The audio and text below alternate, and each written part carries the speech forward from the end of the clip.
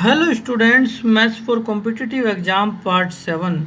Question में given है कि एक भवन निर्माता ने 2250 रुपये उधार लिए जो उसे 4% वार्षिक चक्रवृद्धि ब्याज दर पर दो बराबर की वार्षिक किस्तों में लौटाने थे।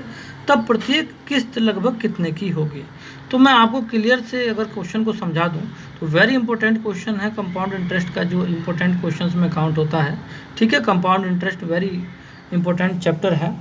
इसमें क्या कहता है कि जो भवन निर्माता ने जो 2250 रुपये जो उधार लिए थे उसको 4% की चक्रवृद्धि ब्याज दर पर, ठीक है, वार्षिक दर है, बराबर की वार्षिक किस्तों में लौटाने थे। तो प्रत्येक किस्त लगभग कितने की होगी।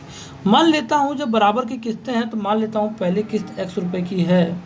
तो पहले x रुपये की किस्त पर मैं आपको क्लियर कर दूँ तो जो भी इसका मूलधन रहा होगा, ठीक है ना, P1 मान लेते हैं अगर मैं मूलधन को, तो P1 वाले मूलधन पे आपका 4% होता है, इसका फ्रैक्शन पार्ट होता है 1/25। तो ये हो जाएगा 1/25 के बराबर। कहने का मतलब ये हुआ कि जो भी मूलधन था उस पर 4% का एक साल का ब्याज लगा के, ब्याज के साथ उसने पहली किस्त दे दी, ठीक है। अब बात करते हैं दूसरे साल की। भाई कह रहा है बराबर किस्तें हैं तो इसका मतलब दूसरे साल भी जो भी किस्त देगा वो x रुपये की ही देगा और मूलधन हमारा हो जाएगा P2। अब आप कहोगे कि सर P1 क्यों नहीं होगा, इसके बारे में भी मैं आपको भी क्लियर कर देता हूँ। यहाँ पे आपका 1 + 1/25 का पावर 2 होगा। क्यों? क्योंकि ये पहले साल इक्वेशन नंबर 1 मान लेते हैं और इसको इक्वेशन नंबर 2 मान लेते हैं। इस पे पावर 1 क्यों है और उस पर पावर 2 क्यों है। इस पे पावर 1 इसलिए है क्योंकि ये पहले साल की किस्त दे रहा है तो एक ही साल का तो ब्याज लगेगा, और यहाँ पे इस मूलधन पे P2 पे वो 2 साल के बाद वो किस्त जमा कर रहा है, तो वो पिछले साल का भी और इस साल का भी इस वाले मूलधन पे क्या करेगा, वो 2 साल का ब्याज के साथ पैसे जमा करेगा। तो मैं आपको क्लियर कर दूं तो यहाँ पे जब 1 साल का ब्याज लग रहा है तो P1 का मूलधन हमेशा बड़ा होना चाहिए, और यहाँ पे 2 साल के ब्याज के साथ वो x के बराबर है तो P2 का मूलधन P1 से छोटा होना चाहिए। अब आगे बढ़ते हैं, थोड़ी और इसके बारे में जानकारी लेते हैं। तो कह रहा है प्रत्येक किस्त लगभग कितने की होगी। तो आपको मैं क्लियर कर दूँ तो भवन निर्माता ने जो उधार लिया है वो 2250 रुपये का लिया है। तो अगर मैं बताऊं तो P1 जो मूलधन है आपका, अगर वो P2 के साथ अगर आप ऐड कर दो दोनों मूलधन को तो वो 2250 रुपये के बराबर होना चाहिए। उम्मीद करता हूँ मेरा पढ़ाया हुआ आपको एकदम अच्छे से क्लियर हो गया होगा। तो यहाँ से P1 और P2 की वैल्यू अगर मैं पुट कर दूँ तो x की फॉर्म में वैल्यू जो भी इक्वेशन बनेगी उसमें x की वैल्यू फाइंड आउट करनी है, प्रत्येक किस्त आपकी आ जाएगी। तो यहाँ से अगर मैं आपको क्लियर कर दूं तो ये देखो 25 से कम 25 और एक 26/25 आ रहा है, जो आपका 25 की x से गुणा में चला जाएगा, 26 नीचे आ जाएगा, तो ये हो जाएगा 25x/26। अब प्लस P2 की वैल्यू यहाँ इक्वेशन नंबर 2 से देखते हैं तो ये हो जाएगा 25 × 25 बटे 26 × 26, ठीक है ना। तो आपका 25 × 25 x हो जाएगा। तो एक काम करते हैं, आपकी मर्जी है, चाहे 25 × 25 कर लो, चाहे 625 कर लो या 676 कर लो। तो मैं एक काम करता हूँ 25 ही कर लेते हैं, ज़्यादा बढ़िया है। तो 25 × 25x, ठीक है ना, 2 साल का है ना, पावर 2 है इसलिए 2 बार गुणा करनी पड़ रही है, अपॉन में 26 × 26 ये हो जाएगा, ठीक है ना, 26 से ध्यान रखना।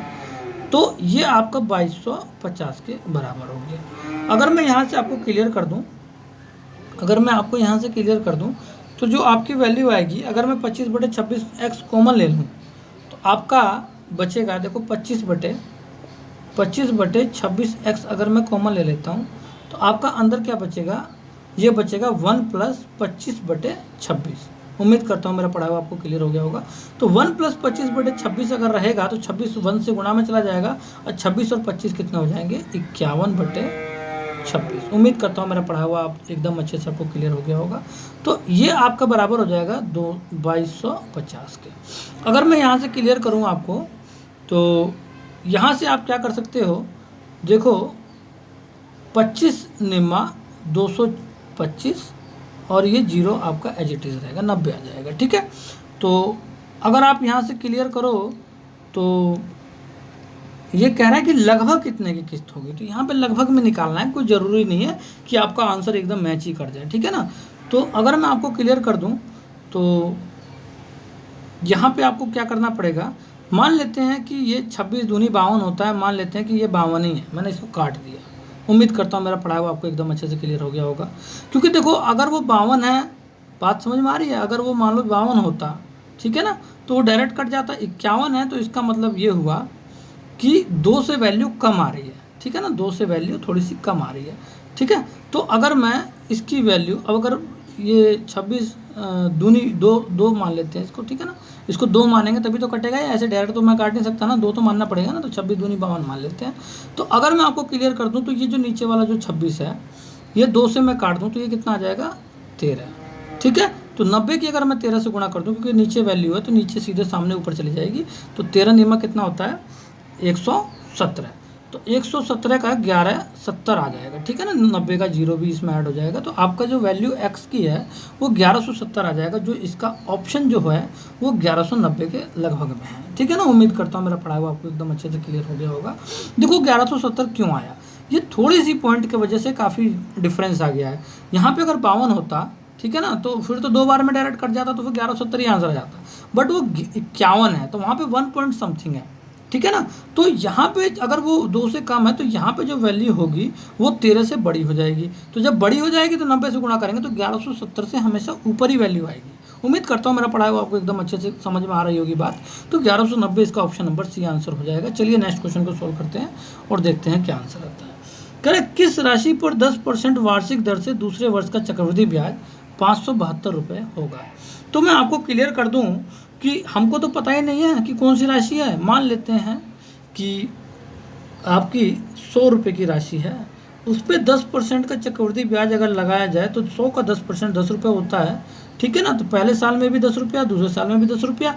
अब इस 10 रुपये का 10% 1 रुपया होता है, ध्यान रखना। इतनी बातें तो आपको पता रहनी चाहिए कि जैसे 100 है तो इसका 10% 10 होता है और 100 का 1% 1 होता है, ठीक है ना। इन चीज़ों का बहुत ही ज़रूरी है आपके लाइफ में ये बातें ध्यान रखनी, जिससे कि आपकी स्पीड बढ़ जाती है। तो कह रहा है कि दूसरे वर्ष का चक्रवृद्धि ब्याज 572 रुपये होगा। मैं देख रहा हूँ मेरा तो चक्रवृद्धि ब्याज 11 का है ना, जब मेरा मूलधन 100 रुपये का है, जब मैंने माना है, तो मैंने अगर उसका चक्रवृद्धि ब्याज के बराबर 572 के दिखा दूँ तो एक बात बताओ, अगर मैं 11 को 572, ठीक है ना, 572 है, ध्यान रखना ये 572 है बेटे, बटे 11 कर दूँ, ठीक है ना, तो मेरा तो 11 से 11 कट गया, 572 आगे नहीं आ गया। तो वही मुझको यहाँ अपने मूलधन में करना पड़ेगा, क्या 572 बटे 11। तो 11 पंजे 55 और 11 दूनी 22, तो 52 की 100 से गुणा कर दोगे तो 5200 आंसर आ गया। मतलब ये हुआ कि मैंने मैंने राशि 100 रुपये मान ली, और मेरा जो मिश्र धन आया है दूसरे वर्ष का वो 11 रुपये आया है। तो मेरे मिश्रधन जब 11 का आया है तो उसका मिश्रधन 572 का है, तो मैंने अपने 11 को 572 बना दिया। तो मुझे अपनी राशि को भी तो चेक करना पड़ेगा ना, मेरे 100 रुपये पे थोड़ा नहीं मिश्रधन 572 का आ गया। तो जो मैंने यहाँ पे मल्टीप्लाई डिवाइड किया वही मुझे अपने राशि पे करना पड़ेगा, तो वहाँ से उसकी राशि आ जाएगी, ठीक है ना, 572 की चक्रवृद्धि ब्याज पे। आगे बढ़ते हैं, नेक्स्ट क्वेश्चन को सोल्व करते हैं, धीरे धीरे आपको सब क्लियर हो जाएगा। किसी राशि पर 2 वर्षों का साधारण ब्याज तथा 1 वर्ष का चक्रवृद्धि ब्याज जिसमें ब्याज का संयोजन अर्धवार्षिक है का अंतर 234 रुपये है, जबकि वार्षिक जो ब्याज दर है वो 10% का है, तो वो राशि क्या है। एक बात बताऊं, देखो क्या कहता है, 2 वर्षों का साधारण ब्याज। देखो अगर मैं 100 रुपये मान के चलता भी हूँ, ठीक है ना, तो कह रहा है 2 वर्षों का साधारण ब्याज 10% दिखा रहा है वार्षिक, तो पहले का 10 रुपये फिर दूसरे का 10 रुपये, साधारण ब्याज की तो बात खत्म हो गई ना। बट अगर वो क्या कहता है कि 1 वर्ष का जिसमें ब्याज का संयोजन अर्धवार्षिक है, 1 वर्ष का चक्रवृद्धि ब्याज, तो अगर मैं 100 रुपये पे, ठीक है ना, अगर मैं 1 वर्ष का चक्रवृद्धि ब्याज करता हूँ और अर्धवार्षिक इसका वो है क्या कहते हैं ब्याज का संयोजन, तो आपको मैं क्लियर कर दूं तो इसका मतलब ये हुआ कि 6 महीने पे ब्याज लग रहा है, तो इसका मतलब साल भर में 2 बार ब्याज रहेगा, ध्यान रखना। ये 2 साल का नहीं है, साल भर में 2 बार है, 6 महीने का ब्याज। तो अगर वो अर्धवार्षिक की जब बात करता है तो हाँ ध्यान रखना, जो भी आपका परसेंट होता है वो आधा हो जाएगा, ठीक है ना। 6 महीने की बात करता है तो 2 से डिवाइड, 3 महीने की बात करता है तो 4 से डिवाइड। तो अगर मैं क्लियर कर दूं तो 2 पंजे 10, तो 5% का अब हमारा दर होगा। तो 100 का 5% 5 रुपये, 5 रुपये, और इस 5 रुपये का 5% होगा। आपको क्लियर कर दूं तो 5 का 1% होता है 0.05, और 5 इसका 5% निकालने के लिए 0.25 हो जाएगा। तो 0.25 आगे नहीं आ गया, तो कह रहा है कि अंतर 234 रुपये है। तो देखो मेरा, देखो यहाँ पे जो अंतर है साधारण ब्याज का वो टोटल कितना है 20, और यहाँ पे कितना है चक्रवृद्धि ब्याज, ये है बेटे 10.25, 10.25। तो अगर आप 20 में से 10.25 माइनस कर दो तो आपका 9.75 आ जाएगा, ठीक है ना।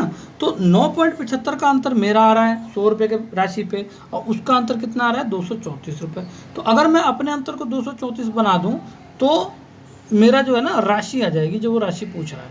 तो अगर मैं क्लियर कर दूं यहाँ से तो मैं क्या करूं कि मेरा 234 रुपये का अंतर आ जाए, तो मैं आपको क्लियर कर दूं, ये अलग है, ध्यान रखना, बिल्कुल भी कन्फ्यूजन होने की ज़रूरत नहीं है। मैं इसमें क्या करूंगा, 234 से तो गुणा और अपोन में 909.75 से डिवाइड, तो ये मेरा कट जाएगा, मेरा 234 रुपये का आ गया अंतर, ठीक है ना। जो मैंने यहाँ किया वो मुझे अपनी राशि पे करना पड़ेगा, कोई भी दोनों 100 रुपये की राशि है, किसी पे भी कर दो। तो ये आपका हो जाएगा 234 बटे में 9.75। तो देखो पॉइंट हटा दूँ तो 2 जीरो ऊपर चढ़ जाएगा, और आपको मैं क्लियर कर दूँ तो देखो 25 तिहाई 75, और ये हो जाएगा 25 निमा 225, तो 25 चौका 100, ठीक है। अब 39 से मैं काटूँ तो देखो 4 छिक 24 होता है, नहीं होता 240, तो 39 छिक्का हो जाएगा 234, तो 6 बार में ये कट जाएगा, और 0 0 आपका है ही, और 4 से गुणा कर देंगे तो 6 चौक 2400। तो मूलधन जो राशि है वो कितनी हो चुकी है, 2400 रुपये। इसका ऑप्शन नंबर बी आंसर। उम्मीद करता हूँ मेरा पढ़ाया हुआ एकदम अच्छे से आपको क्लियर हो गया होगा। चलिए नेक्स्ट क्वेश्चन को सॉल्व करते हैं और देखते हैं क्या आंसर आता है। कह रहे कोई राशि चक्रवृद्धि ब्याज की दर से 25% दर से कम कितने पूर्ण वर्षों में 2 गुने से अधिक हो जाएगी। एक बात बताओ, कोई भी राशि है, मान लो 100 रुपये की ही राशि है, तो अगर आपको मैं क्लियर कर दूँ तो 100 रुपये का 25% 25 रुपये ही होता है। तो कह रहा है कि कम से कम कितने पूर्ण वर्षों में चक्रवृद्धि ब्याज की दर से 2 गुने से अधिक हो जाएगी। अगर मैं 3 वर्षों की बात करूं 25-25 की, तो अगर इस 25 का 25% निकालोगे तो कितना निकल जाएगा आप बताओ। भाई मान लो कि इसका 10% जो है 2.5 है ना, तो 25% कितना हो जाएगा भाई, 20% हो जाएगा 5, यही तो होगा, और 25% कितना होगा 7.5, है ना। तो 7.5 यहाँ से आ जाएगा, 7.5 यहाँ से आ जाएगा, ठीक है ना, और फिर 7.5 यहाँ से आ जाएगा। तो कौन सा ये 100 हो जाएगा, दुगुना तो होने का नहीं ना, दुगुना बनाना है ना, 2 गुना से कर अब कितने कम से कम कितने पूर्ण वर्षों में 2 गुने से अधिक हो जाएगी। तो देखो 25 तिहाई 75 और 7 दूनी 14, 7 तिहाई 21, तो 75 और 21 कितना हो गया आपका ये हो जाएगा ये हो जाएगा आपका 75 और 21, ये 100 नहीं होने का, ध्यान रखना, ठीक है ना। तो ये 100 से कम ही रह जाएगा, तो कम से कम 4 साल तो लगेंगे ही लगेंगे दुगुने से ज़्यादा होने में। 25% का वो है ना चक्रवृद्धि ब्याज, तो इसका ऑप्शन नंबर सी आंसर हो जाएगा। आप कुछ चीज़ें ऐसी भी हैं जहाँ पे आपको अपना माइंड का यूज करना है और डायरेक्ट सॉल्व करना है, ठीक है। चलिए नेक्स्ट क्वेश्चन को सॉल्व करते हैं और देखते हैं। कह रहा है किसी राशि पर 10% वार्षिक दर से तीसरे वर्ष का चक्रवृद्धि ब्याज अगर 72.60 पैसे है तो वह राशि क्या है। एक बात बताओ, कह रहा है किसी राशि पर 10% के दर से तीसरे वर्ष का चक्रवृद्धि ब्याज बता रहा है। मान लेते हैं कि वो राशि 100 रुपये की है, ठीक है। तो अगर वो 100 रुपये की अगर वो है, तो उसका पहले वर्ष का जो 10% है तो 10 रुपये का हो जाएगा, दूसरे का 10%, तीसरे साल में साधारण ब्याज 10% का हो जाएगा। इसके बाद 10 का जो है 1 रुपया आ जाएगा, इसका 1 रुपया आ जाएगा, इसका 1 रुपया आ जाएगा। उम्मीद करता हूँ ये चीज़ आपको समझ में आ रही होगी ट्रिक। अगर कोई भी प्रॉब्लम हो मुझे बता देना, ठीक है। ये जो पहला जो साधारण ब्याज है ना, उसका दूसरे साल का और तीसरे साल का ब्याज है, ठीक है, 10% का। और फिर जो दूसरे साल का जो है इसका तीसरे साल का ब्याज है, और इस दूसरे साल का 1 रुपये का 10% 0.1 हो जाएगा। उम्मीद करता हूँ मेरा पढ़ा हुआ एकदम अच्छे से समझ में आ रहा होगा। तो कह रहा है तीसरे वर्ष का जो चक्रवृद्धि ब्याज है वो 72.60 का है। अब मेरा कितने का आ रहा है, मेरा आ रहा है 12.1 का। तो मैं किससे गुणा करूँ कि मेरा 72.60 हो जाए, तो मैं बताऊँ तो 12 पंजे 60, 12 छिक 72, 6 से गुणा कर दूंगा तो मेरा तो 72.60 आ गया ना। तो 6 से गुणा मुझे अपनी राशि में भी करनी पड़ेगी जिससे कि वो राशि आ जाए। तो 600 रुपये की वो राशि है, जो इसका ऑप्शन नंबर ए आंसर। उम्मीद करता हूँ एकदम अच्छे से आपको क्लियर हो गया होगा। चलिए नेक्स्ट क्वेश्चन को सोल्व करते हैं और देखते हैं आंसर क्या आता है। क्वेश्चन में गिवन है कि एक आदमी 8100 रुपये एक बैंक में 10% वार्षिक साधारण ब्याज की दर से जमा करता है। प्रत्येक 2 वर्ष के बाद वह प्राप्त ब्याज को बैंक में ही जमा रखता है। 6 वर्ष की समाप्ति के बाद उसे कुल कितने रुपए प्राप्त होंगे। काफ़ी इंपॉर्टेंट और अच्छा क्वेश्चन है, ठीक है। चलिए इसको सॉल्व करते हैं और देखते हैं क्या कहता है। देखो क्या कहता है कि 8100 रुपये हैं, 8100 रुपये कह रहे उसको 10% वार्षिक साधारण ब्याज दर से जमा करता है, और प्रत्येक 2 वर्ष बाद जो भी ब्याज मिलता है उसको वो बैंक में ही जमा रखता है, ठीक है। तो 6 वर्ष की समाप्ति के बाद उसके पास कितने रुपए उसको प्राप्त होंगे, ठीक है ना, ब्याज के कितने रुपए उसको प्राप्त होंगे। आपको मैं क्लियर कर दूं तो इसका जो 10% है, ठीक है, वो कितना है मैं आपको क्लियर कर दूं तो इसका 10% होगा 810। मैंने अभी आपको समझाया था किस तरीके से फाइंड आउट करते हैं। एक जीरो छोड़ दो लास्ट का, बाकी वैल्यू 10% हो जाएगी। तो 810 यहाँ से आ गए और 810 यहाँ से आ गए। तो कह रहा है कि 2 वर्ष के बाद वो प्राप्त ब्याज को बैंक में जमा रखता है। अब मैं आपको क्लियर कर दूं तो देखो ये 1620 रुपये का ब्याज आ गया 2 साल का, ठीक है। तो अब जो ये ब्याज आ गया है, तो अब ये ब्याज जो है ना 1620 रुपये 8100 में जुड़ जाएगा, उम्मीद करता हूँ एकदम अच्छे से आपको क्लियर हो गया होगा। तो अगर मैं 1620 रुपये 8100 में जोड़ दूँ तो इसको मैं अलग से मैं लिख देता हूँ, थोड़ा कॉम्प्लिकेटेड जो है ये हो जाएगा, बट आपको मैं चाहता हूँ कि अच्छे से समझ में आ जाए। तो देखो यहाँ पे 0 हो जाएगा, 2 हो जाएगा, 7 हो जाएगा, 9, 9720 हो जाएगा। अगर मैं 9720 को, ये 9 है, ध्यान रखना, अच्छे से लिख देता हूँ। तो ये 9720 को अगर मैं 10% फिर 2 साल का निकालूं, ठीक है ना, 6 साल के बाद कह रहा है ना, तो 2 साल का अगर मैं निकालूं तो इसका 10% 972 हो जाएगा। तो 972 ये और 972 ये, 2 साल का फिर ये निकल गया साधारण ब्याज। अब इन दोनों को भी ऐड करना है 9720 में। तो देखो 9720 में अगर मैं इसको ऐड कर दूं तो 2 2 4 हो जाएगा, और 7 दूनी 14 का 4, कैरी 1, 9 दूनी 18 और 1 19। तो अगर मैं इसको ऐड कर दूं तो 4 6 9 7 ये हो जाएगा, 16 का 6, कैरी 1, 9 1 10 और 1 11, 11,664 हो जाएगा। तो 11,664 हो जाएगा, ठीक है ना। अब इसका मुझको 2 साल का साधारण ब्याज निकाल के और हमको क्लियर हो जाएगा कि कितने का हमारा जो है ब्याज लगा मिला है। तो आपको मैं क्लियर कर दूं तो इसका जो 10% होगा, देखो एक डिजिट पहले पॉइंट आ जाएगा, तो 1166 रुपये 40 पैसे, फिर यहाँ पे 1166 रुपये 40 पैसे, मतलब एक डिजिट पहले पॉइंट आ जाएगा, 10% निकल जाता है डायरेक्ट। तो अगर मैं इसको ऐड कर दूं ब्याज को इस मूलधन में, ठीक है ना, इस मूलधन में, तो टोटल जो मूलधन आएगा उसमें से 8100 रुपये को क्या कर देंगे, मूलधन नहीं कहलाएगा, एक तरह से देखा जाए तो वो मिश्रधन ही कहलाएगा। मूलधन तो आपका 8100 का है, ठीक है ना। तो जो भी मिश्रधन आएगा उसमें से अगर आप 8100 को मूलधन को अगर आप माइनस कर दोगे तो आपका वो निकल जाएगा कि कितने का ब्याज चढ़ा है। तो देखो 11,664 तो पहले से ही है, तो 1166 इन दोनों को पहले मैं ऐड कर लूँ तो देखो 4 4 8 हो जाएगा, पॉइंट लगा दें, 6 दूनी 12 का 2, कैरी 1, 6 दूनी 12 और 1 13 का 3, कैरी 1, 2 1 3 और 2, 23 32.8 को 11,664 में जोड़ना है। तो 11,664 में 23, ये एक सेकेंड, 23 आपका 32.8 को जोड़ देना है। तो 0.8 तो एज इट इज़ रहेगा, 4 तो 6 हो जाएगा, 6 3 9 हो जाएगा, फिर 6 3 9 हो जाएगा, फिर 2 1 3 और 1 ये 13,996.8 आ जाएगा, ठीक है। तो अब एक बात बताओ, अगर मैं इसमें से 8100 माइनस कर दूं, कितना, 8100, तो आपका आंसर क्या आएगा वो हमको चेक करना है। तो देखो अगर मैं इसमें से अगर मैं 8000 माइनस कर भी देता हूँ, माइनस के 8000 कर देता हूँ, यहीं पे ही कर देता हूँ, ठीक है ना।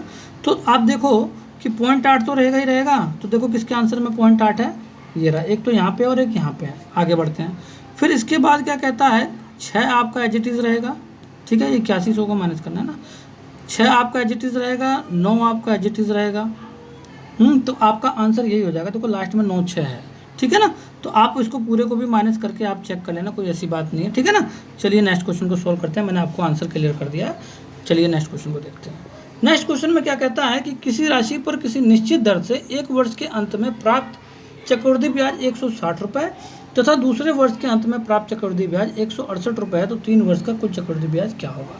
कह रहा है किसी राशि पर किसी निश्चित दर से एक वर्ष के अंत में प्राप्त चक्रवृद्धि ब्याज।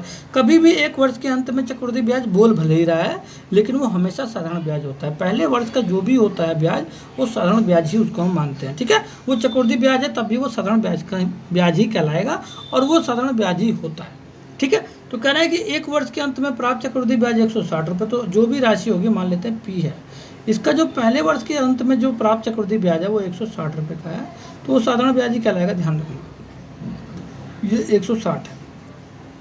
तथा दूसरे वर्ष के अंत में प्राप्त चक्रवृद्धि ब्याज 168 रुपये। अब मैं आपको क्लियर कर दूं, तो ये 168 रुपये कब हुआ होगा, जब इसका साधारण ब्याज तो 160 का हुआ होगा और 8 रुपये का इस पर एक्स्ट्रा ब्याज लगा होगा जब चक्रवृद्धि ब्याज लगा होगा, ठीक है ना। ये 8 रुपये इस पे लगा होगा, ध्यान रखना। कोई बात नहीं, ज़्यादा एक्स्ट्रा मैं नॉलेज आपको देना जो है अभी फिलहाल ठीक नहीं है, कहीं कन्फ्यूजन में आप लोग हो जाए तो प्रॉब्लम हो जाएगी। तो वैसे ही 8 रुपये का जो ब्याज चढ़ता है वो पहले वाले ब्याज के साधारण ब्याज में चढ़ता है। तो कह रहे 3 वर्ष का कुल चक्रवृद्धि ब्याज क्या होगा। तो 3 वर्ष का कुल चक्रवृद्धि ब्याज निकालने के लिए मैं आपको क्लियर कर दूँ, तो 2 वर्ष के इस ब्याज से ना मैं इसकी रेट परसेंट फाइंड आउट करूंगा। तो रेट परसेंट फाइंड आउट करने के लिए आपको ये 2 वैल्यू होनी बहुत ज़रूरी है, या तो आपको ये और ये वैल्यू होनी ज़रूरी है, नहीं तो रेट परसेंट निकालना मुश्किल हो जाता है। तो यहाँ से मैं क्या करूँगा, आपको रेट परसेंट फाइंड आउट करने के लिए ये जो आपका ब्याज है 8/160 हो जाएगा, ठीक है ना। ये अब पहले ऊपर रहेगा और बटे में 160 नीचे रहेगा, ध्यान रखना, सही है ना। अगर आपके पास ये 8 नहीं होता तो ये पी की वैल्यू अगर आपके पास होती तो 160/p हो जाता, रेट ऐसे निकल जाता है, ठीक है ना। तो अगर मैं बताऊं तो बेटे यहाँ पे गुणा 100 हो जाएगा, तो ये हो जाएगा 8 दूनी 16, 20 अब 20 पंजे 100। तो आर की वैल्यू 5% की आपकी है, ध्यान रखना। तो इसका मतलब ये हुआ कि 5% जो है, अगर मैं यहाँ से अब मैं मूलधन निकालूं तो उस मूलधन का जो 5% होगा, 5/100 जो रेट निकाला है, वो किसके बराबर होगा, इस साधारण ब्याज के 160 के, ठीक है, 1 साल के। तो 5 तिहाई 15, 5 दूनी 10, तो यहाँ से 32 की 100 से गुणा कर देंगे तो 3200 इसका मूलधन निकल जाएगा। तो इसका मूलधन कितने का है, 3200 का। तो अगर देखो 3200 का 5% आप देखो तो 10% 320 होता है, तो 5% कितना हो जाएगा, 320 का आधा 160। तो 2 साल की तो हमने बात कर दी, बस चक्रवृद्धि ब्याज जो है 3 वर्ष का कुल चक्रवृद्धि ब्याज पूछ रहा है, ठीक है ना। तो अगर मैं तीसरे वर्ष की बात करूं तो तीसरे वर्ष भी साधारण ब्याज 160 का ही आएगा। अब यहाँ पे जब 8 का आया है तो यहाँ पे भी 8 का होगा, ये 160 वाले का, और इस वाले 160 का एक 8 यहाँ से आ जाएगा, और एक इस 8 का 5% हो जाएगा, 0.08 की 1% है ये, और इसकी 5 से गुणा कर देंगे तो 8 पंजे 40, 0.40 ये आ जाएगा, 0.40 ये आ गया। तो कुल चक्रवृद्धि ब्याज जो है कितना हो जाएगा बेटे, तो 160, 16 दूनी 32, 16 तिहाई 48, 480 तो यही होगा, 480 तो यही होगा, और 8 दूनी 16, 8 तिहाई 24, 24 ये हो गए 0.40, ठीक है ना। तो ये हो जाएगा आपका, ये हो जाएगा 504.40। उम्मीद करता हूँ क्लियर हो गया होगा। देखो 480 में 24 जोड़ दो, 504 आ जाएगा। इसका ऑप्शन नंबर ए आंसर है, ठीक है। चलिए नेक्स्ट क्वेश्चन को सॉल्व करते हैं और देखते हैं क्या आंसर आता है। नेक्स्ट क्वेश्चन में कह रहा है कि 1500 रुपये को 10% वार्षिक चक्रवृद्धि ब्याज दर पर 1 वर्ष के लिए तथा 2400 रुपये को 10% वार्षिक चक्रवृद्धि ब्याज दर पर 1 वर्ष के लिए निवेश किया जाता है, जबकि प्रत्येक में ब्याज का संयोजन अर्धवार्षिक होता है। तो दोनों निवेश में प्राप्त ब्याज में अंतर क्या है, मैं आपको क्लियर कर दूं। तो जो 1500 रुपये का जो है 10% का वार्षिक, तो वो अर्धवार्षिक बात कर रहा है वो, तो 1 वर्ष में 6 महीने के 2 बार ब्याज मिलेंगे, और अर्धवार्षिक कर रहा है इसलिए मुझे 2 बार ब्याज निकालना पड़ेगा। और 10% तो वो बता रहा है, ठीक है ना, बट जब वो अर्धवार्षिक कह रहा है तो उसका आधा हो जाएगा रेट परसेंट, तो 10 का कितना हो जाएगा 5%। तो इसका 5% कितना निकलेगा, इसका 10% हो जाएगा 150, 150 और 2 से डिवाइड कर देंगे तो 75 आ जाएगा। 75 यहाँ से आ गया, 75 यहाँ से आ गया। अब मैं इस 75 का अगर मैं 5% निकालूं तो इसका 0.75 आ जाएगा 1%, और 5 से गुणा कर देंगे तो 5 पंजे 25 का 5, कैरी 2, 5 सत्ते 35 और 2 37, तो 3.75 आ जाएगा आपका ये चक्रवृद्धि ब्याज। तो कह रहा है कि दोनों पर प्राप्त ब्याज में अंतर क्या है। तो इसका ब्याज कितने का हो चुका है, तो ये हो चुका है 150 और 153.75 का, ठीक है, इसका ब्याज आ गया। अब दूसरे वाले की बात करते हैं, 2400 रुपये वाले की। तो 2400 रुपये का अगर मैं अर्धवार्षिक कर दूं तो इसका भी 5% हो जाएगा, तो इसका 10% 240 है, तो 5% कितना हो जाएगा 120 यहाँ से, 120 यहाँ से। अब इसका 5% 1.2 का 12 पंजे 60, तो 6 रुपये यहाँ से आ जाएगा। तो ये हो जाएगा बेटे 246 रुपये ये होगा। तो अगर मैं इसमें से माइनस कर दूं तो ब्याज का अंतर आ जाएगा। तो अगर मैं 153.75 को माइनस करूं तो ये 0.00 हो जाएगा। तो 100, 10 में से 5 गया 5, 9 में से 7 गया 2, पॉइंट आ जाएगा, 0.25 है कहीं पे ये रहा, ठीक है ना। और आपका यहाँ पे क्लियर हो जाएगा, 5 में से 3 गया 2, और यहाँ पे आपका बचेगा 14 में से 5 गया 9, ठीक है। तो आपका 1 में से 1 0 हो ही जाएगा, तो 92.25 आ जाएगा, जो इसका ऑप्शन नंबर डी आंसर। उम्मीद करता हूँ आपको मेरा पढ़ाया हुआ बहुत अच्छे से क्लियर हो गया होगा। बेटे मेरा पढ़ाया हुआ अच्छा लगे तो ज़रूर हमारे चैनल को सब्सक्राइब करके और ज़रूर एक लाइक हिट कीजिएगा। चलिए नेक्स्ट क्वेश्चन को सोल्व करते हैं। नेक्स्ट क्वेश्चन में कहता है वह मूलधन बताइए जिसका 3 वर्षों की अवधि के लिए 10% वार्षिक दर पर चक्रवृद्धि और साधारण ब्याज का अंतर 31 रुपये होगा। कह रहा है 3 वर्षों की अवधि के लिए 10% की दर पे, मान लेते हैं कि 100 रुपये का वो मूलधन है, ठीक है। तो कह रहा है कि 3 वर्षों की अवधि की बात कर रहा है। तो 3 वर्ष में पहले 10% कितना हो जाएगा, 100 का 10 रुपये, फिर 10 रुपये, फिर 10 रुपये। इसके बाद आपका इस पर 10 रुपये ब्याज लगेगा, 10% का 1, ठीक है। 3 वर्षों की बात कर रहा है। इसके बाद इस 1 का जो ब्याज लगेगा वो 0.1 का लगेगा। कह रहा है कि वह मूलधन बताइए कि जिसका 3 वर्षों की अवधि के लिए 10% वार्षिक दर पर चक्रवृद्धि और साधारण ब्याज का अंतर 31 रुपये होगा। तो यहाँ देखो साधारण ब्याज कितने का है, तो आपका साधारण ब्याज यहाँ पे 30 रुपये नजर आ रहा है, ठीक है। और चक्रवृद्धि ब्याज कितने का नजर आ रहा है आपका, ये तो 30 रुपये जुड़ेंगे क्योंकि कंपाउंड इंटरेस्ट में सारा का सारा आता है, सिर्फ मूलधन को छोड़ के। तो ये हो जाएगा आपका 33.1। तो यहाँ पे अंतर कितना है, तो यहाँ पे 3.1 का अंतर है। उम्मीद करता हूँ आपको अच्छे से समझ में आ रहा होगा, ठीक है ना। तो अच्छा एक सेकेंड, वो कह रहा है कि चक्रवृद्धि और साधारण ब्याज का अंतर 31 रुपये होगा। देखो थोड़ा सा मैं कंफ्यूज हो गया हूँ। देखो ये तो चीज़ ठीक है आपका, ठीक है, साधारण ब्याज तो 30 का है, ठीक है, और टोटल आपका 33.1 है।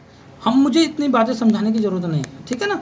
आपका अंतर जो होता है चक्रवृद्धि ब्याज और साधारण ब्याज का, वो नीचे वाला पार्टी हो जाता है, ठीक है ना। तो ये आपका 3.1 पहले से दिया हुआ है। देखो क्या है, मैंने आपको जो समझाया अच्छा समझाया, कोई गलत नहीं समझाया। ये जो आपका साधारण ब्याज होता है ऊपर वाला, और पूरा का पूरा क्या होता है, कंपाउंड इंटरेस्ट चक्रवृद्धि ब्याज। तो जब पूरे चक्रवृद्धि ब्याज में से अगर आप 33.1 में से आप 30 माइनस कर दोगे ना, तो आपका ये बचा हुआ CI माइनस SI निकल जाएगा, ठीक है। तो वो बातें चलो कोई बात नहीं, एडिशनल अगर आपको थोड़ी सी कन्फ्यूजन होगी तो वो क्लियर हो गई होगी। तो अगर मेरा 3.8 का अगर इनका डिफरेंस आ रहा है, ठीक है ना, वो कह रहा है 31 का बनाना है, तो मैं किससे गुणा करूँगा, 10 से, तो ये 31 बन जाएगा 3.8। तो जो मैंने 10 से गुणा करके 31 बना दिया, तो मुझे 10 से गुणा इधर भी तो करनी पड़ेगी ना, तो मेरी राशि आ जाएगी 31 का डिफरेंस वाली। तो यहाँ पे 31 आ गया, तो यहाँ पे 1000 आ जाएगा। तो इसका ऑप्शन नंबर डी आंसर है। उम्मीद करता हूँ पढ़ाया हुआ मेरा क्लियर हो गया होगा। चलिए नेक्स्ट क्वेश्चन को सोल्व करते हैं। नेक्स्ट क्वेश्चन में कहता है कि किस वार्षिक चक्रवृद्धि ब्याज दर पर 3000 रुपये 3 वर्षों में 3993 रुपये हो जाएंगे। एक बात बताऊँ, इस टाइप के क्वेश्चन को हम क्या करते हैं, कुछ सेल्फ माइंड का यूज करते हैं और सॉल्व करते हैं। देखो कैसे कह रहा है कि 3000 रुपये का कैसे करा जाए कि 3 वर्षों में 3993 होगा। तो मैं आपको क्लियर कर दूं, तो 3000 का 10% कितना होता है, 300 रुपये। तो अगर मैं यहाँ पे क्लियर कर दूं तो 300 रुपये यहाँ, 300 रुपये यहाँ, 300 रुपये यहाँ, 900 तो यही होगा। और फिर इसका 300 का 10% 30, फिर 30, और फिर इस 300 का 10% 30। तो देखो 990 तो यही होगा, हाँ। और फिर इस 30 का 10% 3, तो 993 होगा, नहीं होगा 3993, ठीक है। 3000 में जोड़ दो ना, ये 3000 में जोड़ दो सारे, तो आपका जो है 3993 हो जाएगा। तो इसका ऑप्शन नंबर बी हो जाएगा। तो इस टाइप के क्वेश्चन में थोड़ा सा IQ का यूज करके आपको डायरेक्ट जो है ऑप्शन पर जाके उसको चेक करना है, ठीक है। 11% हम ले नहीं सकते क्योंकि वो ज़्यादा हो जाएगा। 13 लेंगे तब भी देख लो ज़्यादा हो जाएगा। 3000 का 11% ज़्यादा हो जाएगा ना भाई। 3000 का 10% 300 रुपये होता है। तो 11 3 3399, तो कितना हो गया आपका 9900, तो यही हो गया। एक सेकंड, 330 जो है 990, तो वही हो गए। और 993 यहाँ पे लाना चाहिए। तो एक बात बताओ, 990 पे 330 पे नीचे भी तो चक्रवृद्धि ब्याज लगेंगे, तो वो तो वैसे ही ज़्यादा हो जाएगा। तो 11 13 का कोई मतलब ही नहीं है। तो आपको बस 1-2 ऑप्शन से ही क्लियर हो जाएगा, ठीक है। चलिए नेक्स्ट क्वेश्चन को सॉल्व करते हैं। नेक्स्ट क्वेश्चन में क्या कहता है कि 10,000 रुपये का 4% वार्षिक चक्रवृद्धि ब्याज की दर पर यदि ब्याज हर 6 माह बाद जोड़ा जाए तो 2 वर्षों का ब्याज कितना होगा। काफ़ी इंपॉर्टेंट क्वेश्चन है, ध्यान रखिएगा। तो कह रहा है हर माह 6 माह पे ब्याज जोड़ा जा रहा है और 4% वार्षिक है, ठीक है। तो 2 वर्षों के बाद ब्याज कितना होगा। तो देखो 10,000 पे मैं काफ़ी, देखो इस टाइप के क्वेश्चन को ना कुछ ज़्यादा सॉल्व करने की ज़रूरत नहीं होती है, का उसका लगभग आपको क्लियर हो जाता है, ठीक है। तो अगर ये 10,000 रुपये का 4% में अगर आपको कह रहा है 6 माह बाद जोड़ा जा रहा है, तो इसका जो ये रेट है ना वो भी आधा हो जाएगा, ठीक है। 6 माह का मतलब 12/2, तो 4/2 2% की वैल्यू आ जाएगी यहाँ से। तो अगर मैं इसको 2% की इसकी वैल्यू निकालूँ 4 साल के लिए, तो मैं आपको क्लियर कर दूँ, तो इसका 1% होगा 100 रुपये, 2% हो जाएगा 200 रुपये, ठीक है। तो 200 यहाँ से, 200 यहाँ से, 200 यहाँ से और 200 यहाँ से। उम्मीद करता हूँ आपको क्लियर हो गया होगा। फिर इसका 2% देखो, यहाँ पे 1% हो जाएगा 2 रुपये, तो 2% 4 रुपये यहाँ से, 4 रुपये यहाँ से, 4 रुपये यहाँ से। इसका 3 साल के लिए हो गया बाकी, इसका 2 साल के लिए हो जाएगा बाकी, और इसका 1 साल के लिए बाकी हो जाएगा। इसके बाद अब मैं आपको क्लियर कर दूँ, तो इस 4 का, ठीक है ना, इस 4 का 2% निकालना है। तो 0.04 का 2% क्या हो जाएगा, 0.08। तो मैं आपको क्लियर कर दूँ बेटे अभी कि हमको इनको बाद वालों को निकालने की ज़रूरत नहीं है, क्योंकि देखो 0.08 0.07 ये तो आपका लगभग 0 ही है। बात समझ में आ रही है ना। तो हमको सिर्फ कंप्लीट को चेक कर लो, ब्याज लगभग में आ जाएगा। तो देखो 800 तो यही होगा, ठीक है। 800 और ये कितना हो जाएगा, 4 तिहाई 12, 4 चौक 16, 4 पंच 20, 4 6 24। तो 824 तो यही हो गया। अब पॉइंट में बाकी वैल्यू हो जाएंगी, खत्म कहानी। तो इसका ऑप्शन नंबर बी हो जाएगा। उम्मीद करता हूँ मेरा पढ़ाया हुआ आपको क्लियर हो गया होगा। चलिए नेक्स्ट क्वेश्चन को सोल्व करते हैं और आंसर देखते हैं क्या आता है। कह रहा है यदि किसी राशि का 12% वार्षिक दर से 6 माह बाद जोड़े जाने वाले चक्रवृद्धि ब्याज और साधारण ब्याज का 1 वर्ष का अंतर अगर 36 रुपये हो तो वह राशि क्या है। तो अब एक बात बताओ, कह रहा है कि किसी राशि का 12% वार्षिक दर से 6 माह बाद जोड़े वाले चक्रवृद्धि ब्याज और साधारण ब्याज का 1 वर्ष का अंतर 36 रुपये। तो मान लेते हैं कोई राशि जो है आपकी 12% ये बता रहा है ना, तो ध्यान रखिएगा इसको 12 तो 3 बटे हो जाएगा आपका 25। तो चलिए करते हैं, देखते हैं। मान लेते हैं कि 1000 रुपये हैं, ठीक है। तो कह रहा है 6 माह बाद जोड़े जाने वाले चक्रवृद्धि ब्याज है। तो ये क्या कहता है 1 वर्ष का अंतर, तो 6 महीने पे आपको मैं क्लियर कर दूं तो इसका जो है 6% हो जाएगा। कितना हो जाएगा भाई, चक्रवृद्धि ब्याज 6 महीने पे जुड़ा जा रहा है ना, तो यह आधा होगा ना रेट परसेंट, तो 6% हो जाएगा। तो 100 का मैं मान लेता तब भी ठीक है, चलो 1000 का मान लेते हैं। तो 1000 का 6%, देखो 1% होता है 10 रुपये, तो 6% कितना हो जाएगा 60 रुपये, ठीक है। और यहाँ पे भी 60 रुपये आ जाएगा। और फिर 60 का, ठीक है ना, 6% कितना होगा, तो ये हो जाएगा 0.61% और गुणा 6 0.36 हो जाएगा 2%, ठीक है। या 1 सेकंड रुक जाओ, 0.36 नहीं होगा 3.6 होगा, ठीक है ना। तो 3.6 रुपये हो जाएगा, तो यहाँ से 3.6 हो जाएगा। पूछ रहा है 1 वर्ष का अंतर 36 रुपये हो, ठीक है, चक्रवृद्धि और साधारण ब्याज का। तो ये तो आपका चक्रवृद्धि ब्याज कंप्लीट हो जाएगा, 60 120 साधारण ब्याज हो जाएगा। ये इसका चक्रवृद्धि ब्याज और साधारण ब्याज का अंतर कहलाएगा, ध्यान रखना, ठीक है ना। क्योंकि इसमें से SI माइनस होगा पड़ा है, 120 माइनस है, सिर्फ ये वाली वैल्यू बची है। तो कह रहा है 36 होना चाहिए, तो यहाँ पे 10 से गुणा कर दूंगा 36 हो जाएगा, तो यहाँ पे भी 10 से गुणा कर दूंगा तो मेरी राशि आ जाएगी। तो 10,000 रुपये राशि है इसकी, इसका ऑप्शन नंबर हो जाएगा बेटे ए। उम्मीद करता हूँ मेरा पढ़ाया हुआ आपको अच्छे से क्लियर हो गया होगा। Okay students.